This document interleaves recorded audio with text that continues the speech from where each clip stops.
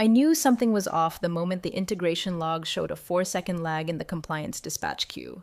4 seconds doesn't sound like much, unless you've spent the last 9 years engineering a system that breathes in milliseconds. My heart didn't skip. It clenched. I was in the server room when it happened, jacket still on the back of my chair, lukewarm coffee beside me, dashboard glowing like a confession. And then, like some bad sitcom bit, my phone lit up. Town Hall Live, CEO strategic update. The lag wasn't a system error, it was a signal. I didn't leave the room, just clicked the stream. There he was, Harrison Polk, all teeth and talk, waving his hands like he was selling freedom to a crowd that hadn't asked for it. We're moving forward, he was saying, modernizing systems, optimizing talent, which is business school speak for. We're about to gut everything that works so I can slap my name on a shiny carcass. And then he said it, my name, like it was nothing. As part of our Clean Break initiative, we're parting ways with Cheryl Easton, who's been with us a long time. But as I always say, nobody is indispensable. The whole room clapped. If you've made it this far, do me one favor. Hit that like button and subscribe. 97% of folks never do, but it helps the team keep these stories alive. And trust me, this one's about to unravel in ways you won't see coming. Now, back to the train wreck. Behind Harrison, the giant wall screen changed. He turned to it like a magician about to reveal his final trick. The migration dashboard came up, one click, then another, then the spinning icon, and then a prompt. Master password required. The room got quiet in that awful way, like someone had turned off the air conditioning and every molecule just stopped moving. I watched Harrison tilt his head, squint at the screen, and tap something on his tablet. Nothing happened. Someone off camera whispered, then louder, try again. Another prompt. Invalid. And that's when the clapping stopped. See, Dynatech's backbone was never in the cloud. It wasn't rented. It wasn't outsourced. It was built, layer by encrypted layer. And the core, the vault, the heart of everything, ran through a hybrid shell I'd constructed in 2017, not under Dynatech's banner, under mine. Lucent Anchor Systems LLC, my side consultancy, fully contracted, legally watertight, and as of that moment, still licensed to me.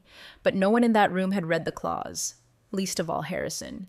The master key, biometric authenticated, token protected, and bound to a non-transferable license tied directly to me. And I don't say that to sound smug. I say it because every time someone calls you legacy, what they really mean is, I never bothered to understand the machine you built. Security called me before the town hall even ended. Cheryl, we need you to re-auth the dashboard, now. Harrison's asking. I didn't answer, just stared at the call as it rang, because the minute he made it public, firing me on live stream like a motivational quote with teeth, I was released. Clause 14D. Operational encryption keys remained property of the shell owner unless a buyout was signed and notarized. No buyout, no revocation. And I'd made sure of one thing. Even if they had read that clause, the next one, 14F, made it ironclad. No key substitution without a full system audit. Signed by me. I sat back, sipped the now cold coffee, and watched the screen behind Harrison blink into static, then black. He tried to smooth it over. We're just updating permissions in real time. Nothing to worry about. But his voice cracked. People always assume power means shouting, commanding, owning the stage. But there's another kind of power. The kind that builds quietly in the dark corners of infrastructure diagrams, in license metadata, in token sync protocols, in the silence between keystrokes. I didn't scream, didn't storm out, didn't go nuclear. I simply stayed still and let the machine recognize its maker. 2 weeks before the town hall stunt, before the screen froze and the truth punched through like a drill to drywall, Harrison had already made his intentions painfully clear. He started dropping phrases like lean transformation and cloud-first culture in every meeting, like tech jargon was sagebrush wisdom, said we'd be flattening operations to remove redundant complexity. That meant people, legacy people, people like me. He had that fintech sheen, tailored blazers, a 2-syllable laugh, always standing when others sat, always late on purpose. The kind of guy who'd ask why your code wasn't on the blockchain just to sound visionary. And he hated systems he didn't understand. Which, it turns out, was most of them. We were in the third floor strategy room when he first mentioned it out loud. We're sunsetting all proprietary back-end scaffolding, he said, moving to scalable, vendor-agnostic systems. His voice had that slick, nasal certainty that only comes from MBA confidence and zero field experience. No more bespoke compliance tools, no more custom shells. We migrate everything to subscription-based, modular platforms, no exceptions. I didn't even look up from my laptop, just said, "Compliance sync won't survive that," he blinked. "Why not?" "Because it runs through a dual auth shell," I replied. "Hybrid logic bridge, it's part of a protected core that can't be containerized without rewriting from scratch." He frowned like I'd just spoken in Morse code. "Sounds outdated." "It's not," I said. "It's secured, which is why our vendors haven't flagged a single authorization mismatch in 7 years. He turned to his tech advisor, some kid fresh out of Stanford who'd probably just unboxed his first Docker container. The kid nodded nervously. Harrison smiled like a man who just won a round he didn't understand. What he didn't know, what nobody in that room knew, was that the shell, it wasn't Dynatech's, it was mine. Lucent Anchor Systems wasn't just a vanity LLC. I'd founded it back in 2015 when a freelance side gig turned into something bigger. Back then, Dynatech didn't have any objections. I was contracting part of my own architecture under clear legal parameters. Transparent, reviewed, signed off. The clause was right there. Operational core licensed under third-party entity Lucent Anchor Systems, non-transferable, tied to biometric authentication. I'd never hidden it. They just never cared, until now. Harrison moved fast. Too fast. He started restructuring org charts, removing departmental redundancies, asking legal to streamline existing contracts with third-party vendors without bothering to verify who actually owned the architecture behind them. I watched as procurement tried to rewrite access agreements like they were changing passwords, not realizing half the vendor API tokens were encrypted with asymmetric keys stored in a compliance shell I controlled. The joke? I could have stopped it with one meeting, one walkthrough, one architecture diagram, but I didn't, because by then I'd seen the writing on the dashboard. He wanted a clean break? I'd give him one. I made sure my own systems were isolated, verified the expiration triggers in the smart license, reran the clause audit, and had my attorney review it. Then I did what Harrison never bothered to do. I read the fine print. Clause 14D, core encryption key remains property of the license owner. Clause 14F, no substitution permitted without license holder's audit and signature. They'd been calling my work invisible plumbing for years. Well, nobody notices plumbing until it bursts. The day it happened, I was already gone. Physically, at least. My badge had been deactivated that morning, like some intern in HR finally got to feel like a warlord clicking a red button. I didn't make a scene. Just picked up my box, half filled with things I didn't really care about, and left the building with the kind of smile that made the lobby security guard do a double take. He didn't ask. He didn't need to. Harrison had timed it perfectly, in his mind at least. The quarterly town hall was being live-streamed company-wide. Cameras, production crew, a full PR briefing for the strategic transformation announcement. They had a branded slide deck, a LinkedIn post drafted in advance, and someone from marketing posted the hashtag #FutureBuilt. Now, 30 minutes before the meeting even started. It was corporate theater, and I wasn't even given a backstage pass. But here's the thing about pulling the plug on someone who built the grid. Sometimes the lights stay on for them and go dark for you. I watched the live stream from home, coffee in hand, wrapped in my oldest hoodie with my dog asleep at my feet. It opened with the usual fanfare, fake jazz music, stock footage of skyscrapers, a sizzle reel of fake productivity. Then Harrison took the stage like he was unveiling the next iPhone, not gutting a living, breathing company from the inside out. "Change is never easy," he said, "but it is necessary. We're modernizing, streamlining, removing legacy dependencies." God, he loved the word legacy. He said it the way a kid says cooties. Then came the hit. "Today, we say goodbye to Cheryl Easton," he said, not looking at the camera, but just over it, like someone afraid to watch what they were about to cause. "She's been with us a long time, but nobody is indispensable." I sipped my coffee. The dog stirred. And then, right on cue, the screen behind him lit up. It was meant to showcase the real-time cutover to the new cloud-native dashboard, a ceremonial tech flex. something to reassure shareholders that everything was working, that everything was under control. But the system didn't load. The dashboard flickered, tried to authenticate, and then stopped cold. Master password required, it read, in bold sans serif across the entire wall screen behind Harrison's head. He turned, blinked, then glanced off stage like someone had just handed him a live grenade. He tried to recover. "It's just a permissions thing," he said with a strained smile. "Nothing major." But he tapped his tablet twice, maybe 3 times, and the message didn't change. Someone off camera muttered something. Another voice chimed in. Harrison tilted his mic away and whispered, but the feed still caught it. "What the hell is the master credential?" Dead silence. Only one person had ever had that credential. Me.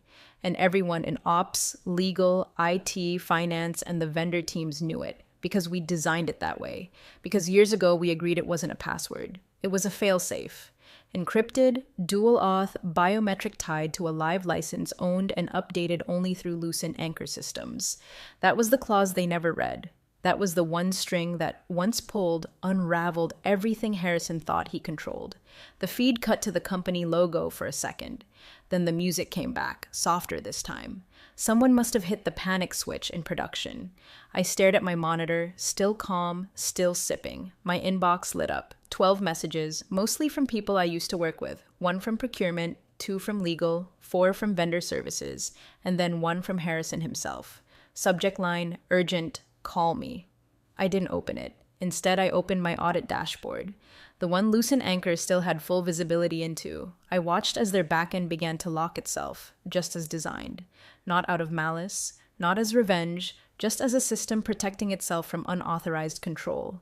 Because while Harrison was rehearsing his public goodbye, I was preparing the one that mattered, the one the infrastructure would deliver, automatically, on command.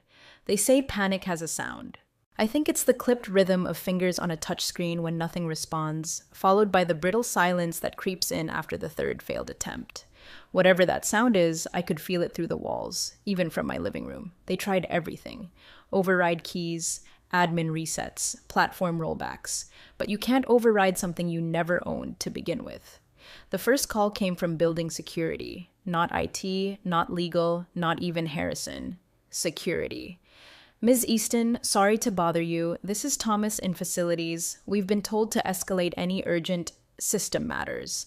Our vendor access log isn't syncing, and apparently your name is still listed as a primary controller. Should I connect you to IT?" I didn't say much, just thanked him and ended the call. He didn't know he'd just admitted breach of contract. 2 minutes later, it wasn't Thomas calling. It was someone from legal, fast-talking, out of breath, already trying to fake calm. "Cheryl, this is Ellie from Legal Ops. We're seeing some irregularities with vendor invoices. The dashboard isn't loading the approval paths and the compliance dispatches are frozen. Is this something you could maybe help us with? Just temporarily?" I almost laughed. Temporarily. Without my token, the control plane couldn't sync. The architecture wasn't built like a SaaS dashboard you could hand off with a password change. It was a living, encrypted bridge, built to manage vendor syncs, legal timestamping, and compliance audits with biometric and tokenized checkpoints. And every single checkpoint still ran through a shell tied to Lucent anchor systems. They didn't just fire me, they unplugged the core while it was still running. By noon, the automation that handled compliance submissions began generating internal red flags, not errors, violations. Vendor invoicing halted. Legal billing froze mid-process. API keys that hadn't been refreshed under new protocols started to trip security audits. Why? Because the shell license had not been dissolved. Under the original contract, Lucent Anchor owned the encryption infrastructure. Harrison and his crew never bothered with a buyout. They just assumed that removing me meant the system would hand itself over like a rental car. Instead, it locked them out like a safe mid-robbery. And because they never formally terminated the license, never filed dissolution papers with my LLC, they were now in active breach. Clause 12A, unauthorized continued use of shell architecture without certified license renewal constitutes breach of agreement. Clause 14F, biometric key cannot be overridden or replaced without express consent of license owner. And that key was sitting in a drawer 2 feet from where I now stirred creamer into my coffee. That afternoon, I watched the sync logs from my own dashboard. They didn't know I still had read-only oversight access. The contract never revoked it, because again, nobody read it. Not once. I watched them fumble through escalation chains, looping in third-party IT consultants, demanding emergency access from vendor support teams, trying to circumvent encryption architecture that had been battle-tested for a decade and never once failed, because I never let it. Now it wasn't failing, it was resisting.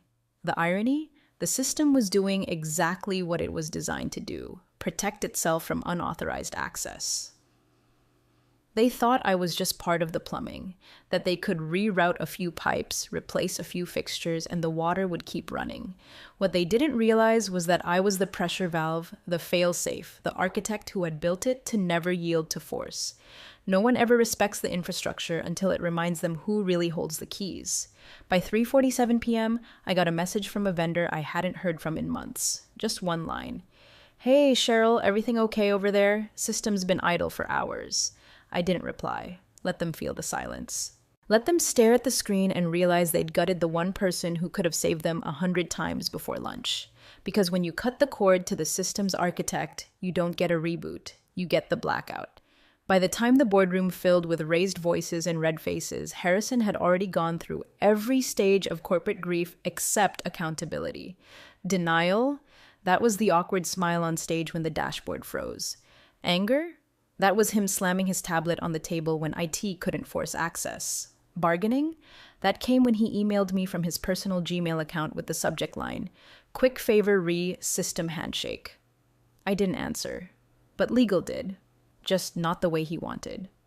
While Harrison paced the carpet thin in his executive suite, some poor soul in legal, probably the same paralegal who'd been handed a stack of old vendor contracts and told to clean house, dug up the original framework license.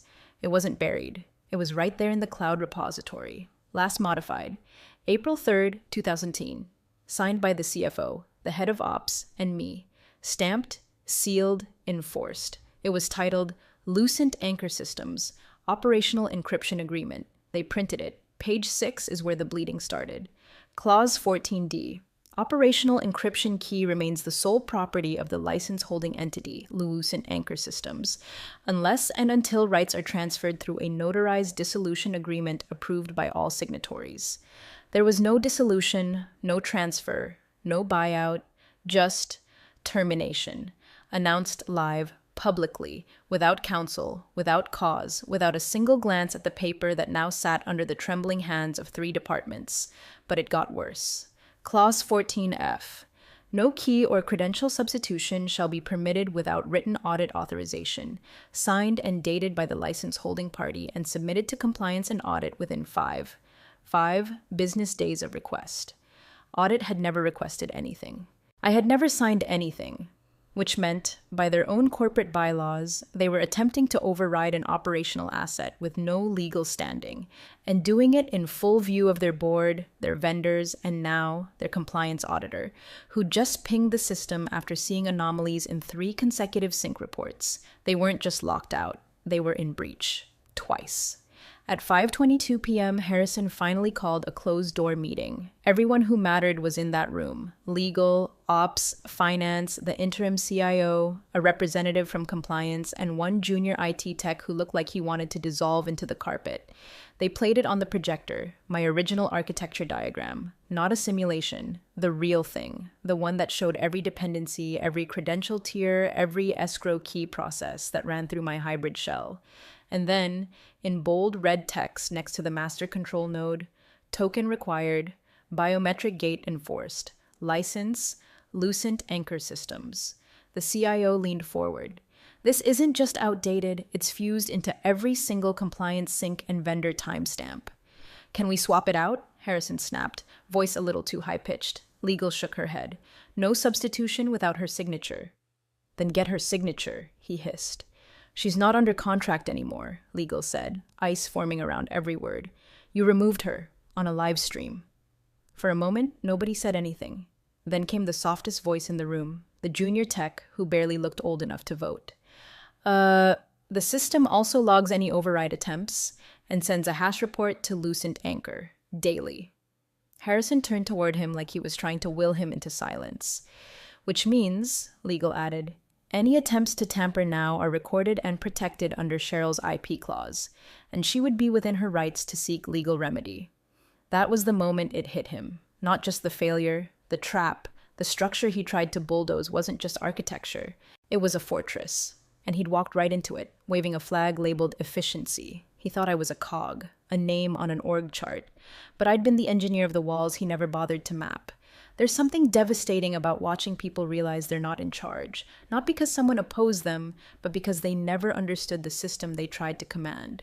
It wasn't sabotage, it was just gravity. They stepped off the ledge. I didn't have to push. The first crack came at 7:41 a.m. the next morning, barely before half the execs had poured their coffee. Our largest vendor partner, Aventus Network Solutions, sent a flag transmission through the integration log. Encryption mismatch detected. SLA integrity at risk. Pending resolution within 12 hours per section 3.5. Now, normally that wouldn't be DEFCON level panic. A mismatch can happen during key rotation or when a new build isn't properly synced. But this wasn't normal. Aventus's SLA wasn't just any line item. It was a contract worth $28 million annually, with penalties that could gut a quarter's earnings. The SLA had one critical clause, continuous handshake certification through our system's hybrid shell. And that shell was still under my name. By 8:13 a.m., Dynatech's internal finance system auto-triggered a red flag. Outgoing payment halt, 8.4 M pending. Reason: credential authority mismatch. Every automated payout that ran through the vendor compliance sync had locked, not failed. Paused. The shell, sensing an unverified key path, had activated hold mode, something I'd built in to prevent blind reauths during audits. The system didn't know who to trust anymore, so it trusted no one. At 8:39 a.m., the compliance auditor chimed in with a phrase no company wants to hear. API irregularities observed. Review triggered. They weren't even accusing anyone yet. It was just the system whispering to its watchers. Something changed, and not by protocol. Meanwhile, I was at a quiet co-working space downtown. Laptop open, Lucent Anchor's control panel softly blinking green. I wasn't gloating, wasn't sipping champagne or tapping out revenge notes. I was doing exactly what I'd always done, monitoring the architecture. Only now, I wasn't doing it for them. I was doing it to them. At 9:02 a.m., I executed one prepared action. Nothing aggressive, just precise. Lucent Anchor issued a formal regulatory flag. Key control transition pending audit hold. All system modifications to remain in escrow until resolution. That one action did more than any firewall or legal threat could. It signaled to every connected partner, vendors, auditors, compliance networks, that the system was under controlled lockdown. Not rogue, not hacked, just paused. And once paused, nothing could legally resume until the license holder, me, cleared it through notarized documentation. Clause 9A. All active encryption shells licensed through Lucent Anchor systems are considered legally protected operational tools. Clause 11C. During audit hold, control may not be transferred, mimicked, reverse engineered, or replicated without written authorization. Clause 12E. Escrow failsafe will activate on any credential mismatch post-termination event. They triggered all three. Across town, I imagined Harrison trying to rally the troops, demand fixes, question vendors, accuse interns. But none of it mattered. This wasn't a personnel issue. It was an operational lockdown embedded into the very marrow of the system. They couldn't force it, couldn't replace it, couldn't even spin up a workaround, because every API call was mapped and tagged through Lucent Anchor's key authority. Without transition paperwork, every one of those calls screamed, unauthorized. Calls started flooding to legal, vendors panicked. A second compliance partner suspended 2 integrations. I saw the flags, saw the delays. I saw the ones trying to loop in alternate key holders and getting denial pings in return. Every move they made was being documented, hashed, and time-stamped. The system wasn't attacking, it was archiving. At 10:47 a.m., I got an email from a woman I'd trained years ago, still at Dynatech, still in operations, still one of the few who ever asked the right questions. The subject was just, I'm sorry. I didn't reply. Instead, I toggled my consulting status to available on the industry platform most of our vendors use for contract work. Within an hour, 3 inquiries came through. Two were competitors. One was Kilrin Analytics. I didn't answer immediately, just watched the dots line up. While Dynatech tried to move forward, I'd already begun moving sideways into quieter conversations, quieter partnerships, quieter architecture. I didn't need to shout, didn't need to clap back. I just needed to let the silence finish speaking. The first message came in before sunrise. Subject: urgent, please respond. From Harrison Polk to me, CC, legal, IT, CFO, body. We believe there may have been a misunderstanding. Transition of control. Please confirm your availability for an emergency call. I didn't respond. I never planned to. By then, my attorney had already sent the formal notice. Short, precise, airless as a vacuum-sealed file cabinet. Per the terms outlined in the Lucent Anchor Systems Operating Agreement, our client no longer holds any internal employment obligations to Dynatech Solutions. However, all operational key rights, framework licenses, and encryption infrastructure remain contractually protected under existing agreements. Any unauthorized use or modification constitutes material breach. No further communication is required. No greeting, no signature flourish, just leverage in legalese. It spread like smoke. People who'd never spoken to me directly started calling my old extension, voicemails pouring in like it was still 2019 and I might actually fix something for free. Compliance pinged me, finance emailed twice. Even the chief vendor officer, who once joked I was overpaid for ghost work, sent me a message with the subject line, "Just wanted to check in." I didn't open it. Instead, I did what I'd been doing for the past 6 days, working, but not for them. Kilrin Analytics had been circling for over a year, quietly studying the way Dynatech moved and realizing something crucial. It wasn't the dashboards or the software that kept everything glued. It was the architecture, not the code, the control. We'd talked informally in the past, mostly in DMs and off-record Slack pings. But after the town hall fiasco went public, after the master password moment hit internal chat channels like a viral video, the conversation shifted. They didn't ask if I was available. They just sent a start date. No interview, no offer letter red lines. Just a signed licensing term sheet, a project outline, and a title: Chief Systems Architect, Infrastructure Division. The announcement went live the next morning, quietly, no press release, just an update on their leadership page. But everyone saw it. The photo they used? From a conference 3 years ago, where I gave a private talk about encrypted compliance pipelines. I remember the guy who took it. He handed me a cookie after and said it was the best 30 minutes he'd spent in a breakout session. Kilrin's announcement had no fluff, just my name, my role, and one line: architecting secure infrastructure for partners who still read their contracts. Meanwhile, I watched from afar as Dynatech tried to keep up appearances. They updated the status page, pretended it was scheduled maintenance, even trotted out the junior systems engineer they promoted to head of infrastructure. I knew her. She was sharp. But she didn't have my access, and now she didn't have my system. By noon, 3 partners flagged degraded performance. API response time dropped. Syncs timed out, vendor logs got noisy, still no compliance dispatches, still no key transitions approved, still no sign of internal recovery. And then, as if the timing had been scheduled by fate itself, Kilrin's back-end dashboard went live. It was beautiful, streamlined, resilient, fully redundant across regions, with a compliance shell that mirrored something familiar. Same logic chain, same modular encryption tags, same dual auth tree. I hadn't copied the Dynatech system. I'd reauthored the idea I never gave them in the first place. Because the real secret? Lucent Anchor's framework had never been exclusive. The license Dynatech signed was for use, not ownership. Nothing ever stopped me from deploying the architecture elsewhere. Nothing in the contract barred me from innovating forward. And now, I was innovating where I was wanted. They couldn't say a word. Not without admitting they'd never secured the system to begin with. Not without exposing the cracks they tried to paper over with LinkedIn posts and boardroom pep talks. At 3:11 p.m., one of Dynatech's more influential partners, Syndrix Global, published a subtle update to their vendor list. Preferred infrastructure partner. Kilrin Analytics. They didn't tag Dynatech. Didn't explain. They didn't have to. Sometimes the loudest message is the one sent in silence. I didn't tweet, didn't gloat, didn't even like the announcement, because when you move with real leverage, you don't need to speak. The system does it for you.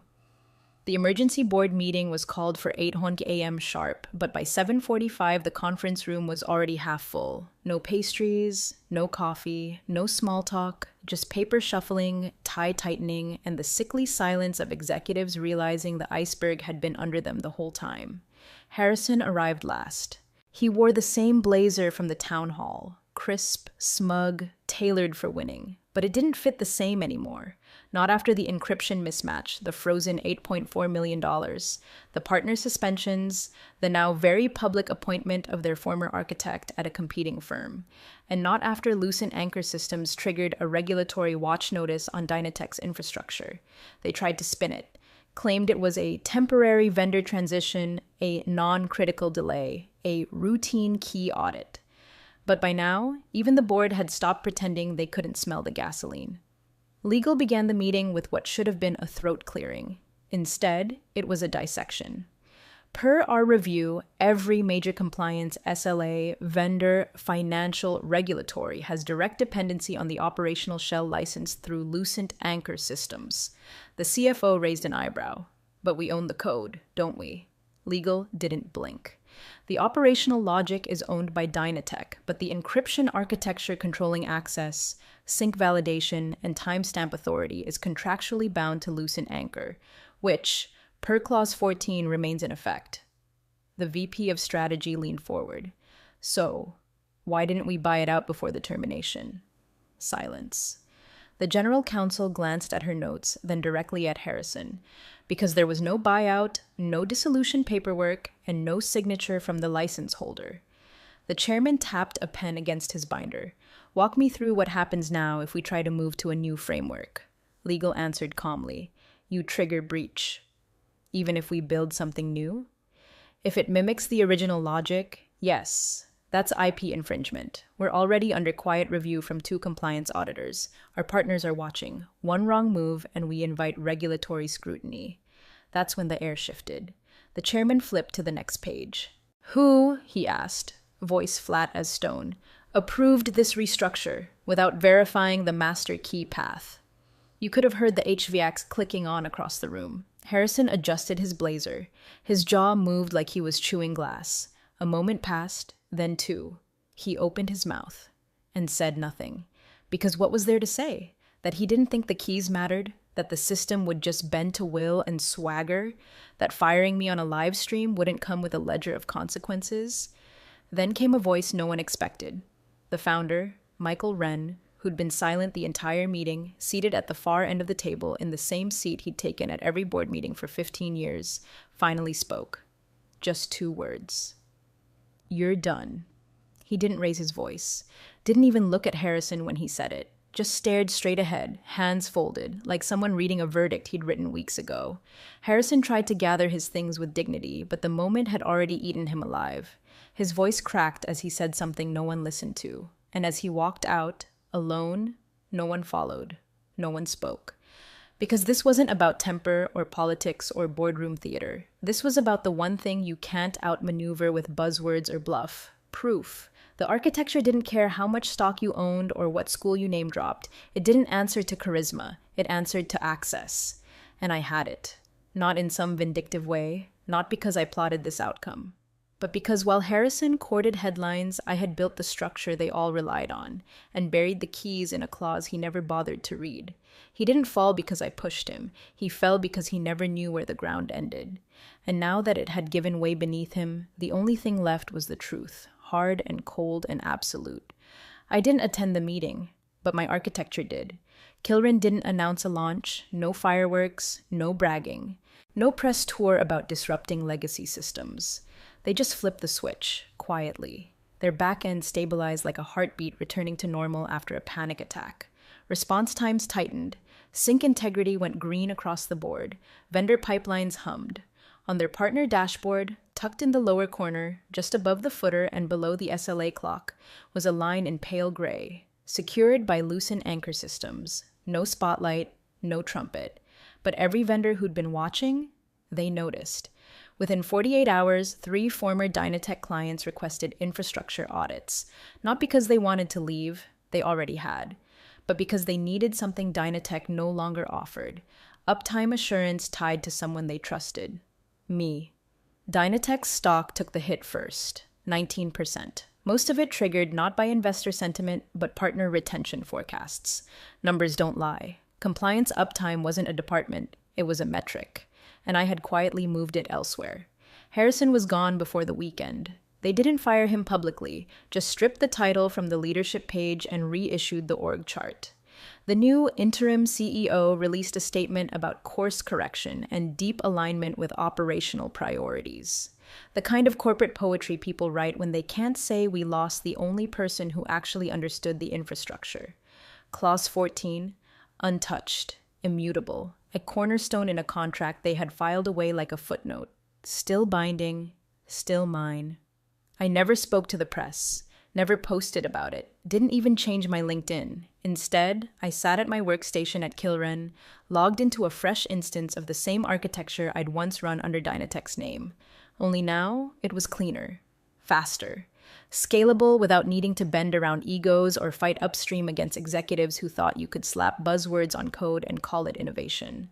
And for the first time in years, I didn't feel like I was holding a system together with invisible stitches and duct tape. I'd rewritten the thing from the ground up, documented, modular, and deployed under a license no one would ever mistake for theirs.